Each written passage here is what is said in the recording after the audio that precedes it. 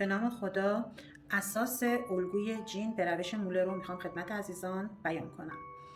ببینین، برای شلوار جین اندازه هایی که نیاز داریم یکی دور کمره، دور باسنه، دور زانوه، گشادی دمپاس، قد شلوار، بلندی فاق یا همون قد نشیمنگاه، درز توی پا یا همون آنتیژامپ و بلندی خط زانو. بلندی خط زانو هم میتونه از طریق فرمولش به دست بیاد، هم میتونین شما برای اینکه چکش کنین روی اندام فرد خودتون بگیرینش.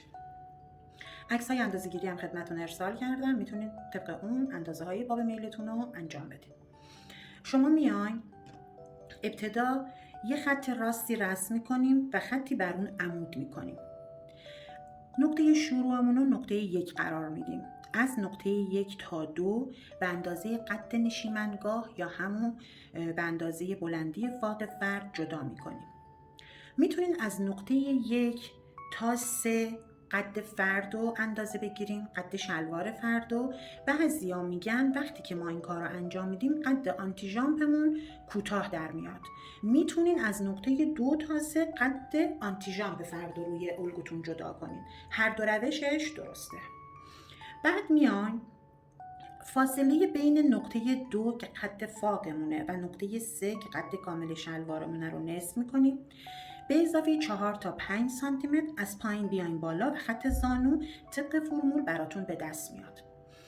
بعضی از افراد میگن که ما این خط زانو که به دست میاریم گاهن بالاتر یا پایینتر کله زانوی فرد میشه. اگر فکر میکنین اندام فردتون اندام خیلی موزونی نیست، براش از خود جایی که کرسله رو بستین یا نواره رو بستین که قد شلوارش اندازه گرفتین، از همونجا هم قد از کمر تا زانوش رو براش علامت بزنید.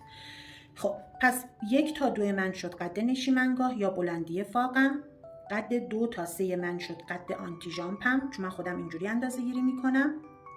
فاصله بین 2 و 3 رو نصف کردم، به اضافه 4 تا 5 سانتی متر از نقطه 3 اومدم بالا، شد نقطه 4 یا خط زانو هم که گفتیم میتونین از بالا هم اندازش بگیرین و میایم پایین. از نقطه 1 باز 1 سانت میام پایین و نقطه 5 به من داده میشه، یعنی 1/5 شما 1 سانتی متره. 1 سانتی متر اومدین پایین. خب از نقطه 2 که همون قد نشیمنگاهتون بود به اندازه 1/20 دور باسن بزرگ به اضافه 3 سانتی متر برین بالا. 1/20 دور باسن بزرگ به اضافه 3 سانتی متر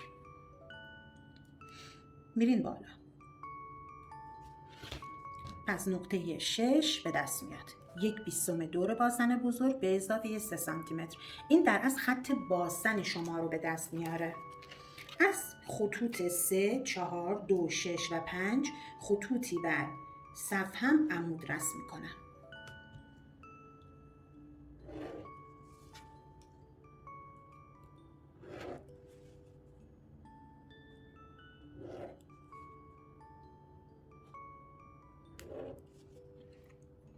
حالا میایم از خط همون 6مون که خط باسن در از به اندازه 1/4 دور باسن بزرگ به اضافه برای الگوی جلو منهای 1 سانتی متر جدا میکنم.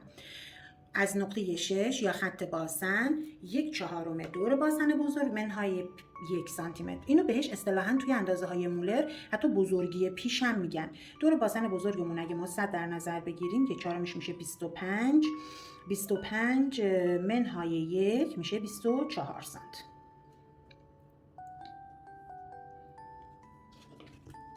این خط رو عمود میکنم بر خط کمر جدیدم بالا و خط فاقم پایین. یعنی اینو بردم بالا و بردم پایین. نقطه چی به من میده؟ نقطه 7. پس خط 6/7 شما شده 1/4 دور باسن بزرگ منهای 1 سانتی متر یا اصطلاحاً بهش میگن بزرگی پیش. از نقطه 7 به اندازه دوباره خارج میشم، خارج از الگو. ببینین این گونیایا از نقطه 7 من به اندازه 1/20 دور باسن بزرگ به اضافه 0.5 سانتی متر جدا کنید. من خودم توی الگوهام همیشه 1/20 دور باسن بزرگ رو تنها جدا میکنم، یعنی دیگه به اضافه نمی کنم، به خاطر اینکه فاق خیلی ول و گشاد وای نسته. پس به اندازه 1/20 دور باسن بزرگ به اضافه نیم سانتیمتر. دور باسن بزرگ ما 100، 1/20 میشه 5 به اضافه نیم اگه بخواین جدا کنین میشه 5.5 سانتیمتر که من همون 1/20 دور باسن بزرگ رو جدا میکنم. نقطه 8 رو به من داده، پس 7 تا 8 1/20 دور باسن بزرگ به اضافه نیم یا همون 1/20 دور باسن بزرگه.